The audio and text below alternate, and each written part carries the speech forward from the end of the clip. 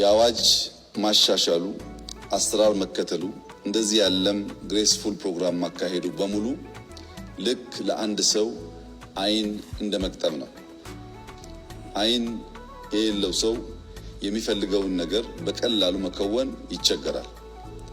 የህግ የአሰራር እንደዚህ አይነት ሴሬሞኒያል ጉዳዮች ለጀነራል ታደሰ በትክክል የሚያዩ ሁለት አይን ይሰጣቸዋል። አይናማ ያደርጋቸዋል። በህግ ላይ ቆመው አወያይተው ጊዜ ወስደው በሁሉም ፈቃድና ይሁንታ የመጡ ፕሬዝዳንት ስለሆኑ አይናማ ሰው ያደርጋቸዋል። ነገር ግን አይናማ መሆን ለማየት በቂ አይደለም፣ ብርሃን ይፈልጋል። አይን ያለው ሰው ብርሃን በሌለበት ቦታ ላይ ወይም በጨለማ ውስጥ አይናማ ሰውና አይን የሌለው ሰው እኩል ናቸው። ሁለቱም መንቀሳቀስ አይችሉም። አይኑ ህግ ነው፣ አይኑ ስርዓት ነው፣ አይኑ አሰራር ነው። ብርሃኑ ግን ተግባር ነው።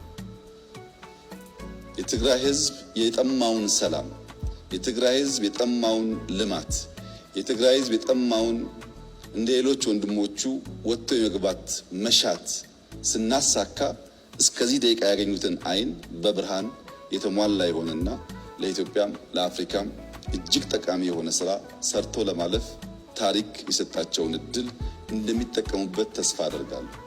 እስከዚህ ጊዜ ድረስ አይን የመቅጠሙ ስራ በተሟላና ህጋዊ በሆነ መንገድ ተከናውኗል።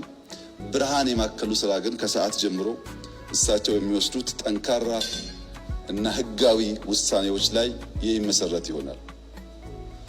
ታሪክ የሰጠንን እድልና ጊዜ ህግን ተንተርሶ ለህዝብ ጥቅም መጠቀም ለትውልድ የሚበጅ ስለሆነ ጀነራል ታደሰ በጣም ብዙ ድምጾች፣ ብዙ ጅምብሮች ያሉበት የፖለቲካ አውድ ቢሆንም ያላቸው ልምድ በመጠቀምና የፌደራል መንግስት እንዲሁም የኢንተርናሽናል ኮሚቴውን ድጋፍ የአቶ ጌታቸውን ድጋፍ በማከል ቀሪ ስራዎች በተሟላ መንገድ እንዲከወኑና የትግራይ ህዝብ እንደ ሌሎች ክልሎች በራሱ መርጦ የሾማቸው ግለሰቦች እንዲያስተዳድሩት የሚያስችል ሁኔታ ይፈጥራሉ ብዬ ተስፋ አደርጋለሁ። አልቲሜትሊ ዴሞክራሲን ኤክሰርሳይዝ የምናደርገው የትግራይ ህዝብ ልክ እንደ ሌሎች ክልሎች መሪ የሚለውን ሰው በምርጫ መርጦ የራሱን አስተዳደር በህዝቡ ይሁንታ እና በህግ አግባብ ሲመሰረት ነው።